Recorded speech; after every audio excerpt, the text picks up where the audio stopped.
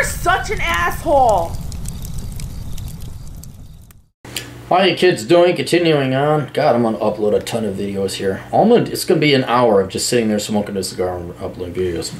Dear Cappy, you can call me Andras. I want to hire your services as an asshole. I'm writing for your advice because, one, I want a reality check on my plans for after the military.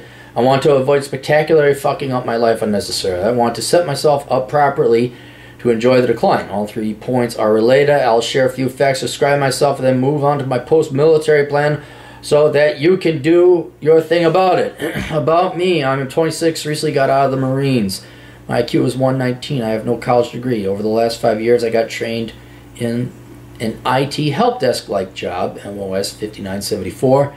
While I eventually came to dislike the military, I toughed it out in order to earn an honorable discharge, also saving $45,000 and earning some useful veteran benefits in the process. Compared to the, why do you recommend everyone go to the military? I don't know. What do you guys look like at 26? Heck, when I was 26, I wasn't sitting on $45K in cash. With the GI Bill offering to pay my way through college with living benefits and health care. No.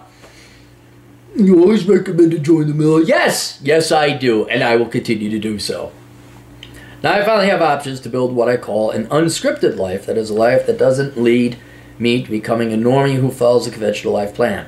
Go to college, get a conventional 9-to-5 job, get married, have kids, get a house, buy and get in debt for dumb shit, save for dubious retirement, retire at 65, and wait to die feebly. Wait, where's divorce? You forgot to put divorce in there. Come on, that's the American way. He's such an optimist. Maybe he's an optimist, Karen. This is more or less the advice I gleaned from my separation classes. I'm disinclined to apply it because I sense this is only going to lead me into further wage slavery. I seek to avoid that fate. Just to clarify, I don't mean I intend to avoid work. My generation already has terrible reputation for laziness, but I want to keep the lion's share of my reward for my work. What's the point of working so hard if I'm going to be taxed out of the ass of it? And that then goes to fund the types of people I abhor. You're going to have to move to like some other place then. After reading your books and those books of other prominent manosphere authors, I conceived my post-military plan for my life. I ask you, Cappy, review my plan and point out any major flaws or erroneous assumptions. There are probably several. I want another pair of eyes to call me out on any dumb ideas that might spectacularly fuck up my life. My post-military plan starts with 1. Leaving the military with $45,000 in savings, no debt, honorable discharge. The military life accustomed me to a forced minimalism. I avoided most of the young, dumb guy mistakes like buying a new sports car or marrying and knocking up the local stripper, which meant I accumulated most of my meager paychecks. Oh, and cutting back on drinking helped too. Oh yeah, that'll save you money. 2, going on a year-long round-the-world trip. What kept me going through 5 years of BS is the idea that when I got out, I go on an epic quest across East Europe, Southeast Asia, and South America in order to eat new foods, hike scenic landscapes, and fuck beautiful women. Then I'm going to recommend you read all Rush's books, okay? I'd recommend even tune into the Forney podcast, but definitely read Dead Bat in Paraguay before you go to South America. I did research on how much a year-long round-the-trip world might cost and discovered that the general consensus of travelers who've done these trips in that a year on the road cost somewhere between $20,000 to $30,000. Thus, I dedicated $25,000 for the trip budget and left another $20,000 alone for my eventual return. My God, that much? I'm not disputing your research. It just seems very pricey to me. 3, returning to the States with $20K. Without an income, I know I'll eventually run out of money. So in order to avoid that, I'll come back to the States before my savings expire. At this point, my intent is going to be to develop a source of income, ideally not based on employment, but I gotta work for somebody else, so be it. The $20,000 surplus will act as a mini fuck you fund that's gonna help me avoid becoming desperate while I make my next moves. That's very smart. Because at this point forward, I especially need your guidance, Cappy. These are the next major tentative decisions I intend to make. For I will get a vasectomy or vasogel if they ever do develop it. And quick search tells me this can cost up to $3,000. Whoa, that's way, dude. Don't you have VA benefits? I don't know if a vasectomy is covered in that, but that's a high price vasectomy. I mean, you should be able to find it around $1,200. Shop around a bit. Firmly committed to do it because I like fucking women. I don't like the odds of getting sperm jacked and forced to pay child support. While on the subject, I'm decided against getting married or cohabitating with women. Don't mistake that with going full virgin tell, though I'm sure as hell not going to be fucking sex dolls anytime soon. I aim to be a confirmed bachelor, seeing women on my own terms. 5. I will seek STEM-related training and education. I'm still undecided whether to go for the trades or STEM-type degree, but I know damn well to pursue an in-demand skill set. I use my GI benefit to help pay for my training expenses and seek a part-time job to pay for rent and food. I'll rent an apartment and split with a male roommate to further lower costs. I'll buy a used vehicle if I need one for transport, but ideally I'll select a place in walkable distance to my job site and school. 6. I'll find an entry-level job and apply the two-prong approach. My intent is to find a job that pays somewhere between $45,000 and $75,000. Is tolerable enough and allows me to telecommute.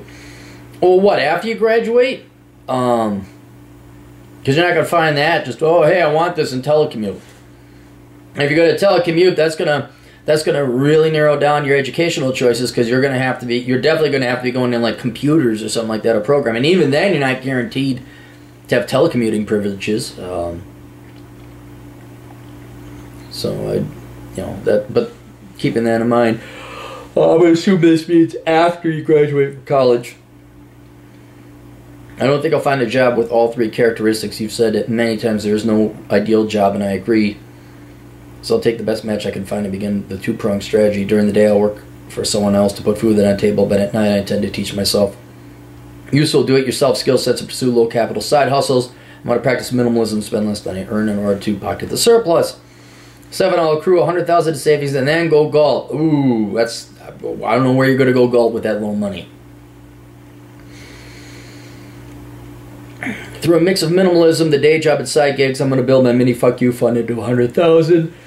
This might take years, so be it. As soon as I hit this milestone, I'm going to buy an RV to live out of on the road, scale back on the number of hours I work, and become a freelancer. I'll apply the Adventure Possible plan. I intend to pursue a new lifestyle where I'll alternate between periods of work and adventure until I'm dead, or apply the Smith & Wesson plan. If my FU fund falls below $50,000, I will cease my recreational activities and work. Return to the workforce full-time until my FU fund restored to $100,000. Then analyze mini retirements, divide my time between America's national parks, traveling over Recon. I'll tell you right now that $100,000 is not going to be enough. The least I could get it down to, and a couple books or a couple entities you want to look into. Read my book first, of course. Obviously, Poor Rich's Retirement. It'll go through some numbers that show you, and I have it roughly at $250,000. Now, keep in mind that's going to go up with inflation. But today, you can retire on $250,000, and that's assuming you're 65. All right. Other entities, Mr. Money Mustache and Early Retirement Extreme, which is a book. That one is, I think, you retire in your, I think it's the 4s. You retire at 44 with $400,000. You take out 4% or something like that. Read through that. So mine is 65, $250,000, and that's living dirt cheap. Early Retirement Extreme is you got to amass $400,000 in your 40s, or maybe even it's $500,000 now, and then you can retire for the rest of your life. Mr. Money Mustache, I don't know if he has a formula like that, but you'll want to start, that's the biggest weakness in your plan so far. I would go study those areas, read my book, and look into that to shore up that part, because $100,000 is not enough. I will prep and stockpile supplies to survive the coming societal collapse. Call me paranoid, but I suspect America's decline is going to become a lot more tumultuous in the coming decades. I do not wish to be around when it does. Eventually, I intend to expatriate to a country that allows me to do as I please with minimal interference, where my skill sets are valuable. That wraps up my post-military plan. Please look it over for any flaws. Offer me any useful extra ideas and quote me your price. I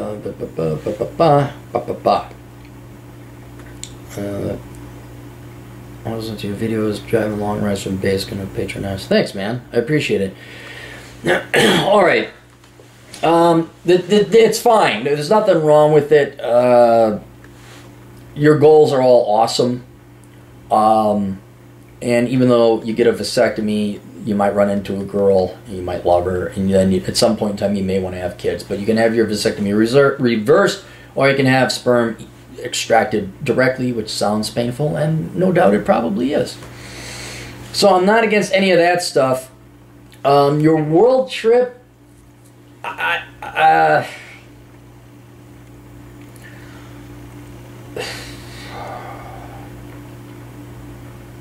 it seems expensive. And what I would do is I would do it in segments. Because world travel will tire you out. Read Dead Bat in Paraguay. Just read what Roosh went through. And it's tiring what he did. It's very tiring. I think he lasted a year and a half. But you're going to need to recover and recoup. It's not like you're going to do South America. Like, oh, time for Eastern Europe. What I would do is do East Europe first. Because it's the smallest geographic area. It's first world, more or less. People do speak English out there. And you'll get your feet wet.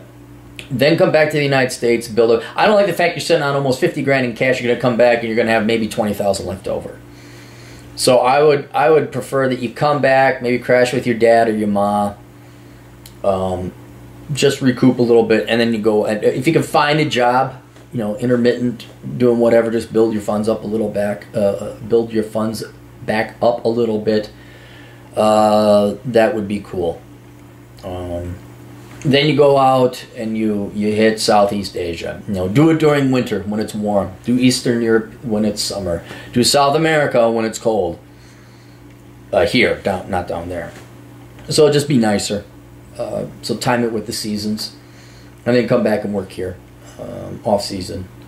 So that's the only other thing. I'm not against you doing world travel. I think you could spread it out a little bit and not blow all your money and have a little bit more than 40,000 or 20,000 when you come back.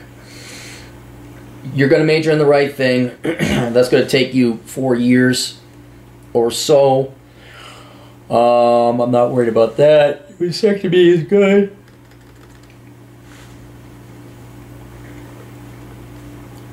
STEM. Here's the paradox I run into. Here's another problem. Why would you major in STEM if your goal is only to save 100,000 and live cheap as hell? I'm not. People are like, Aaron, why do you recommend being a minimalist but then becoming an engineer? So it's like, so you have all that much more money, you don't have to work. So what I would recommend you do is when you become an engineer or a programmer or whatever it is that you want to do that's going to pay more, your goal of 100,000 is not adequate. I would work and save up as much as you possibly can. I would say $500,000, truthfully. If you truly want the fuck you lifestyle, I mean, you really want that, you gotta have at least $500,000 in the bank. Then that pretty much takes care of every minimalist thing. And the other thing, and here's the problem that I'm facing, is, okay, you want to go overseas as well. Well, then you better have at least another $250,000 in an overseas bank account. So what I would recommend that you do, and it's already in your plan with your world travel, is don't just go there to fuck broads and have a good time. Certainly do that, but start looking around, figuring out where you'd like to live. If you like Southeast Asia, then I'd start throwing some money into a Southeast Asian bank account. If it's possible, depending on the country you're in, some countries won't allow you to buy property. You may want to look into buying a house or a hut or something like that, or at least getting a bank account overseas. So if the shit hits here, you can fly out with some Bitcoin money, and then you're in whatever, Taipei or Cambodia or Laos or wherever. What is not Kathmandu? That's Nepal. What the hell are I know there's Phuket, Bangkok. What's the Laotian capital? Whatever. Do some exploration, and you got two funds. One, your escape plan fund, and then two, your fund here in the United States. You're just going to need more than the 100,000 just to make it here, and if you want a good backup plan, you're going to need more overseas. And so you're looking at 750,000 to do it safely, which I know you don't want to work that much, but here's my question. Why would you go to college to become an engineer to work, what, 6 months to have your 100,000 be done with it? You're 26, you got more time, and you'll get bored. I suggest you get used to working more, at least 15 years, because then you'll be my age, you'll be 41. And you think that's a long time. It's not, because you're also going to need something to do. Well, it's a 20-year plan, ever so roughly, and you can have this. You can have 750,000 saved up, in 20 years. And that includes the 4 years of college. Okay? You can go ahead and invest in a Roth IRA or something like that. But then $250,000 of it should be overseas in your oh fuck you fund. Alright? Like, oh shit, here comes the shit hits the fan. And if you inevitably do want to become an expat and move overseas, I wouldn't even be bothering getting property here in the United States. Yeah, you can live in a trailer. That's cool. That's about as cheap as you can go owning property. Or you buy a very small house. Like, you find the dream job in the dream town. All right, then you go there. But I would not be buying 5 acres and a $500,000 home. I wouldn't be doing that here in the United States. If you're worried about that. So you just live, be a minimalist. Besides you're a minimalist, you're not going to need a trailer, I think is a good idea. But that $100,000 is nowhere near enough. So, one, expect to work more. Expect to work longer. Expect that you're going to want to, because I guarantee you'll be traveling around in about 3 months. Be like, oh God, okay, this is fun, but I got to do some work or something. Try to retire. Try to do nothing. I think that's coming. You've been out of the military. I mean, what happens? Like, a month you got to be driven nuts. I know you didn't like the military, but you got to be driven nuts after a while, where it's like that's all you knew, and now there's. And then the other thing I would add is, I know you don't want to go back to the military. I would keep your toe in it with the National Guard or the reserves. I know you could be called to duty. I know that, but I have a feeling that you're going to miss the military. Because that's all you know. I know, yeah, it sucks, but all you see is the badge. You're like, oh, I can't stand it. This sucks. And then it's like, then you leave, and then the real world is even worse than the military. I mean, at least I know people say it's not, but the military, there's some logic there. There is. It's a masculine profession. There's no bullshit. I know, oh, there's so much bullshit, and then it's like, yeah. And then they get into the corporate world, like, fuck, holy shit, let me back in. So I would see if you can't go, part-time military, because you get a bunch of benefits and all that other stuff. It'll save you money. It'll make you more money too. And I think you're going to need it for camaraderie. I think if you're a Marine, you're badass. You're a man. Man's man. And you're going to go into college, and you go, today we're going to talk about vaginas and diversity. And you'll be like, oh, fuck, what the hell is this shit? How do you feel? And this is a safe place. And oh, my goodness. And you'll be like, yeah, the military was way better than this. Then you get sexual harassment training when you get your first job, and then you're going to have sensitivity training, and you're going to want to put a bullet in your head, but not first without putting a bullet in the diversity and inclusion consultant that they paid in to yell at you. It's going to be a grand old time in corporate America. There's that. And then what you're doing, your Adventure Possible plan, I don't like how you're oscillating in between. This is where the two-prong approach comes in. Your two-prong approach has to be something entrepreneurial, obviously, and it will also have to be location independent, because if you want to travel around and hike and go to the national parks and everything, like I do, it has to be done from this laptop. It has to be. And maybe it's really cool. You get an employer that allows you to work from your laptop. That's awesome. But to ensure that, and then also to ensure you have income overseas, it has to be done from this. It has to. Because I think it's going to be easier to create an online company that generates income than it is to get a work visa overseas. That's you get to avoid all that, the application, the years in waiting line, all that other stuff. It's easier to just go and get, be your own self-employed guy with a laptop selling widgets online than saying, hey, can I get a work permit to work over here in Seoul, South Korea? No, go away. Damn it, my plan has been foiled. Stockpiles. I don't know if you need to stockpile supplies. If your plan is to go overseas, what you're going to need is you're going to need to pay attention to the United States and the economic political situation here, and be able to have the first flight out to Phuket or Bangkok or Minsk or wherever the hell you want to go. What that means to me is not so much stockpile supplies. Everyone should have a bug out bag. You should have 3 days supplies anyway. I'm going to rely on your military training that you probably know way more than that than I do, but I don't think you need 6 months supplies and you're going to hunker down. What I would do is get the fuck out of the United States if it's that bad. So that means you're going to need some kind of Bitcoin. You're going to need silver or gold. But people are like, well, can I pay you? What if it's that bad that I'm paying for a flight with silver? It's pretty bad. You don't want to take it to that point. What you want to do is you're like looking and saying, oh, President Ocasio-Cortez, I'm moving now. Like, you don't wait for the collapse to happen. You get out of the United States before it happens. But yeah, as everybody should, you should have survival supplies, first aid kit, 3 days worth of food and water, guns and ammo to protect, you know, all that. But I would not get a hunker bunker and, you know, have a year of supply of food, because that just becomes expensive. You know, and 10,000 rounds. If you have 10,000 rounds, it's over. It's freaking over.